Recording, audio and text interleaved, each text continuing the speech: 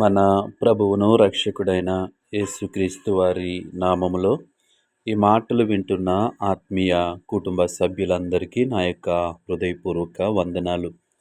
ఈరోజు నా కోసం ఆత్మీయ కార్యక్రమానికి మిమ్మల్ని అందరినీ ప్రేమపూర్వకంగా ఆహ్వానిస్తూ ఉన్నాను. చిన్న ప్రార్థన చేసుకుని ఈ దిన వాక్యాన్ని ధ్యానము చేద్దాం.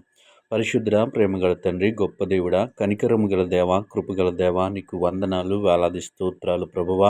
నీ కనికరాన్ని బట్టి, నీ కృపను బట్టి ఇంతవరకు మమ్మల్ని సజీవులుగా ఉంచావు. అందుని బట్టి నీకు వందనాలు.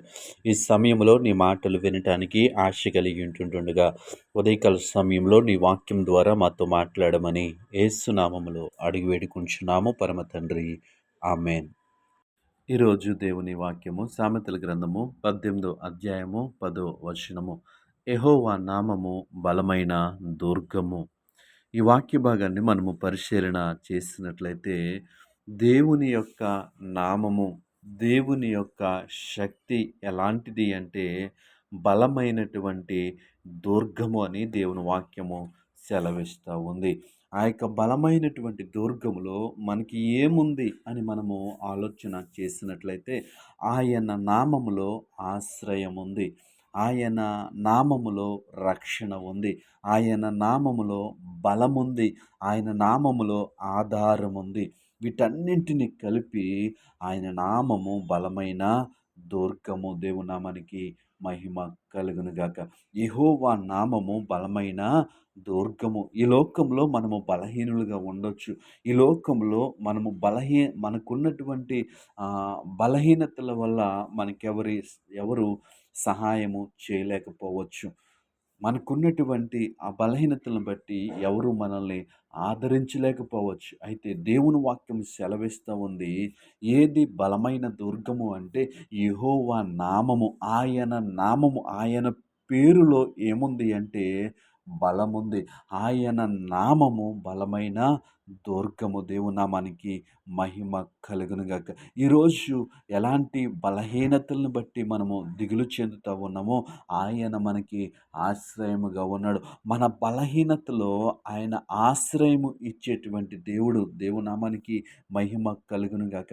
ఈ వాక్యం వింటున్న నీ జీవితంలో, నా జీవితంలో ఉన్న ఆ బలహీనతలను బట్టి మనము దిగులు చెందుతూ ఉన్నవేమో, మనము భయపడుతూ ఉన్నవేమో, దేవుని వాక్యము సెలవిస్తూ ఉంది, యెహోవా నామము బలమైన దుర్గము.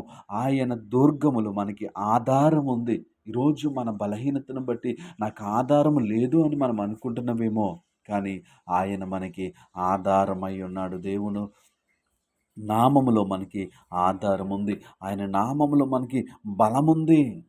కాబట్టి మనం ఎంత మాత్రము కూడా దిగులు చెందవలసిన అవసరము లేదు అని దేవుని వాక్యము తెలియచేస్తూ ఉంది. ఎందుకంటే యెహోవా నామము, ఆయన నామమును ఉచ్చరించినప్పుడు, ఆయన నామమును జ్ఞాపకము చేసుకున్నప్పుడు, ఆయన నామము మీద మనం ఆధారపడినప్పుడు ఆయన మనకి ఎలా ఉంటాడంటే ఒక దుర్గముగా ఉంటాడు. ఈ యొక్క బైబిల్ గ్రంథంలో మనం చూసినట్లయితే అనేక మంది జీవితాల్లో ఆయన గొప్ప కార్యములు చేశాడు. అనేక మందికి ఆయన బలమైన దుర్గముగా ఉన్నాడు.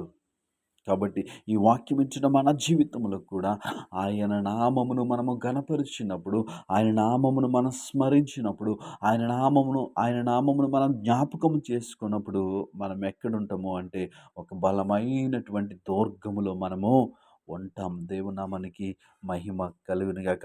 ఆయన నామములో ఆశ్రయం ఉంది. ఆయన నామములో బలముంది. ఆయన నామములో ఆధారం ఉంది. ఈరోజు నాకేమీ ఆధారము లేదనుకుంటున్నావేమో, యెహోవా నామమే ఆధారము. ఈరోజు నాకు బలము లేదనుకుంటున్నావా, యెహోవా నామమే బలము. కాబట్టి ఈ లోకం వైపు చూడకుండా దేవుని వైపు, ఆయన నామము వైపు మనం చూస్తూ ముందుకెళ్దాం. ఆయనే మనకి బలము, ఆయనే మనకి ఆధారము. అట్టి కృప దేవుడు మనకి అనుగ్రహించునుగాక. ఆమేన్.